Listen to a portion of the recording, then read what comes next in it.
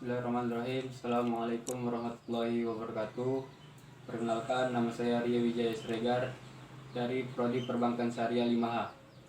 Adapun tujuan saya membuat video ini yaitu untuk melengkapi tugas mata kuliah Manajemen Pembiayaan Bank Syariah. Baiklah, di sini saya akan menjelaskan konsep dasar pembiayaan. Yang pertama, kegiatan utama bank. Kegiatan utama bank meliputi menghimpun dana. Dana pihak pertama, modal dari perusahaan. Dana pihak kedua, modal yang disetor oleh pemegang saham. Dana pihak ketiga, dana yang dihimpun dari masyarakat. Kegiatan utama bank yang kedua yaitu menyalurkan dana. Yang pertama, primary reserve. Yang kedua, secondary reserve. Yang ketiga, tertiary reserve. Kegiatan utama bank yang ketiga yaitu melakukan jasa-jasa keuangan. Yang pertama dalam negeri, transfer. Yang kedua luar negeri, remittance. Fungsi bank umum. Yang pertama menyalurkan dana masyarakat, pembiayaan, menyelenggarakan lalu lintas pembiayaan. Fungsi bank umum syariah plus menjalankan fungsi sosial atau CSR. B. Penyaluran pembiayaan. Tujuan yang pertama menjalankan fungsi intermediasi, menggerakkan sektor real, memperoleh keuntungan. Adapun bedanya bank syariah dan bank konvensional, ditinjau dari penghimpun dana, bank syariah dana akan diperoleh penabung dalam bentuk bagi hasil tergantung keuntungan bank di akhir periode. Sedangkan bank konvensional berupa dalam bentuk bunga yang ditentukan di awal dan tidak berubah. Ditinjau dari pembiayaan, bank syariah menyalurkan dana pembiayaan dalam bentuk mudharabah atau musyarakah yang sistemnya bagi hasil atau murabaha mendapatkan margin atau ujrah.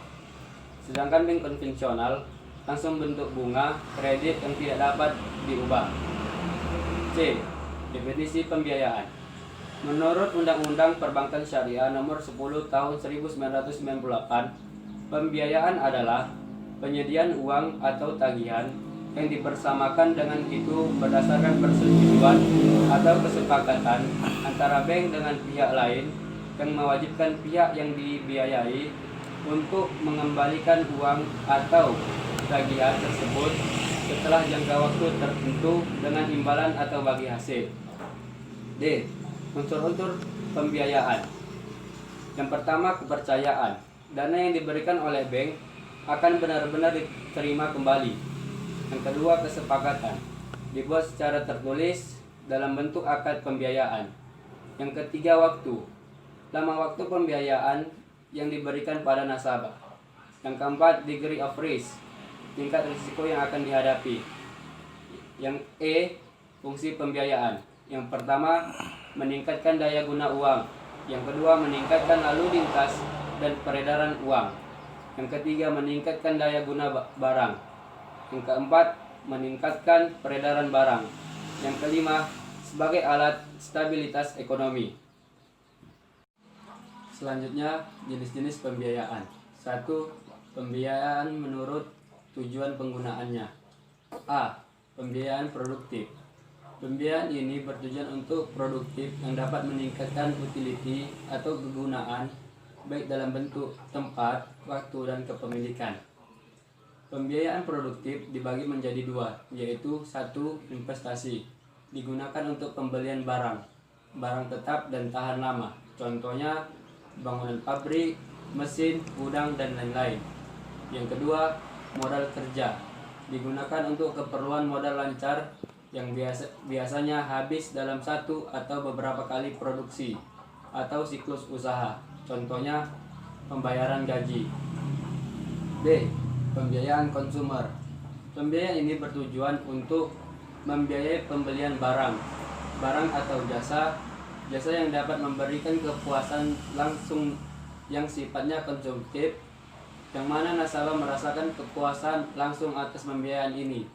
Contohnya pembelian rumah, pembelian kendaraan, dan lain-lain. 2. Pembiayaan menurut bentuknya. A. Secara tunai atau langsung. Dana diterima nasabah secara tunai ke rekening nasabah. sesuai dengan tujuan yang tercantum dalam surat persetujuan bank. Yang kedua, secara non tunai atau tidak langsung. Pembiayaan ini dilakukan pada waktu tertentu sesuai dengan persyaratan pembiayaan non tunai yang umum digunakan di perbankan, yaitu 1. Bank garansi adalah bank garansi pinjaman terkait dengan usaha atau proyek yang dilakukan oleh perusahaan sehingga perusahaan merasa terjamin atas pelaksanaan proyek tersebut. Adapun pihak yang terkait dengan bank garansi adalah pihak permohon bank garansi, pihak penerima bank garansi, dan pihak penjamin. 2. Letter of credit untuk kegiatan ekspor dan impor atau transaksi internasional. 3. Pembiayaan menurut jangka waktu. A. Jangka waktu pendek, maksimal 1 tahun, biasanya pembiayaan modal kerja. B. Jangka waktu menengah, di atas 1-3 tahun, biasanya pembiayaan pembelian mesin-mesin ringan. C. Jangka waktu panjang, di atas 3 tahun, biasanya pembiayaan gedung. 4. Pembiayaan menurut segmentasi. A. Mikro, pembiayaan yang syarat dan ketentuannya ditentukan oleh bank langsung atau nominalnya 10-200 juta. B. Kecil, pembiayaan retail yang plafon pembiayaannya lebih besar dari pembiayaan mikro atau nominalnya 200 juta sampai 5 miliar. C.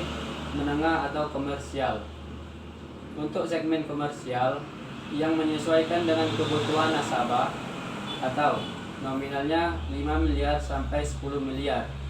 D. Korporasi atau pembiayaan yang sifatnya full customized scheme-nya ditentukan oleh nasabah. Margin bank bisa dinegosiasi, atau pembiayaan yang limitnya besar, nominalnya di atas 10 miliar. Selanjutnya, prinsip pemberian pembiayaan. Prinsip pembiayaan dikenal dengan 5C, yaitu 1. Karakter, data tentang pribadi debitur atau ada keinginan untuk membayar kewajibannya. 2. Capacity, kemampuan calon nasabah dalam mengelola usahanya, bisa dilihat dari kinerja usahanya yang lalu. 3. Kapital, kondisi kekayaan yang dimiliki, yaitu posisi keuangan perusahaan. 4. Collateral, jaminan yang bisa disita jika nasabah tidak mampu membayar kewajibannya. 5. Condition, terkait dengan kondisi ekonomi berupa melihat kondisi pasar, situasi politik, dan keamanan daerah. Selanjutnya, proses pembiayaan. Proses pembiayaan dibagi menjadi 3, yaitu 1. Front end, tugasnya A. Mencari nasabah yang ditargetkan.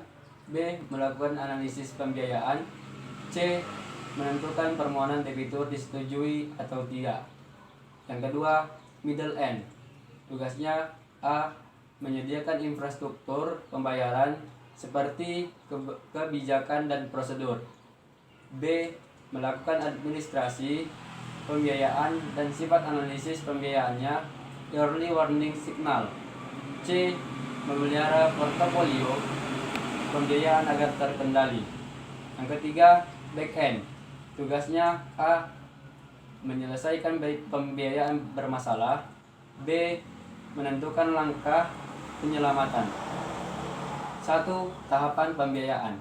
1. Pengumpulan informasi dokumen verifikasi. 2. Analisis dan persetujuan pembiayaan bagian review apakah berkasnya sudah sesuai, kalau sudah maka akan diproses. 3. Administrasi dan pembukuan. 4. Pemantauan pembiayaan. A. On desk.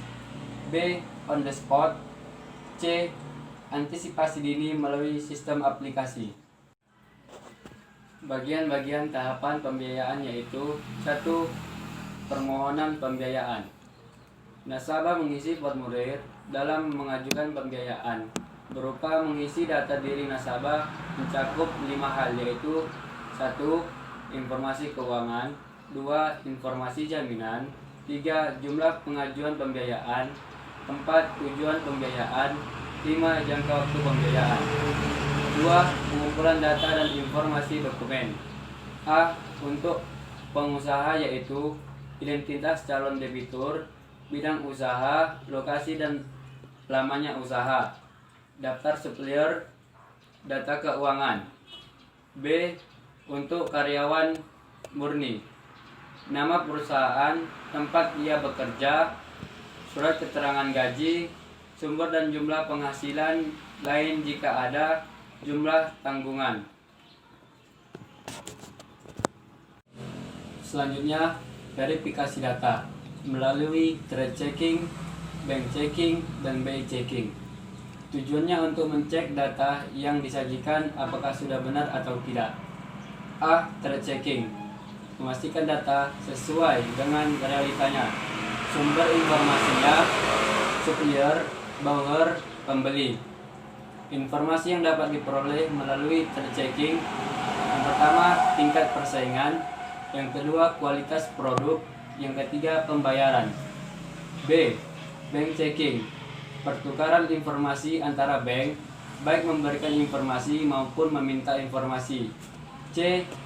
BI checking, seringkali tidak dapat memberikan informasi yang diperlukan oleh AO untuk mengetahui kualitas fasilitas pembiayaan nasabah di bank lain. Selanjutnya, the beauty of Islamic banking. Bank syariah adalah lembaga bisnis yang menghimpun dana dari masyarakat lalu menyalurkannya dalam bentuk pembiayaan, dan keuntungannya akan diperoleh dalam bentuk bagi hasil sesuai dengan prinsip-prinsip syariah. Adapun prinsip dari bank syariah yaitu: yang pertama adil, yang kedua seimbang, yang ketiga maslahat. Pada masa pandemi saat ini, tentunya agar bisnis tetap berjalan dibutuhkan strategi. Adapun strategi yang dilakukan oleh bank syariah agar tetap eksis meskipun di era pandemi saat ini, yaitu 1. Mengendalikan pengeluaran berupa menunda prioritas investasi yang belum urgent. Yang kedua, people management, menjaga karyawan agar tetap sehat dan produktif.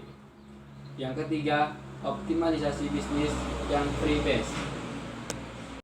Selanjutnya, analisis kualitatif dan kuantitatif segmen produktif. 1. Analisis kualitatif. Aspek yuridis berupa 1. Legalitas pemohon, contohnya KTP. 2. Legalitas usaha, contohnya SIUP. Yang ketiga, kajian syariah.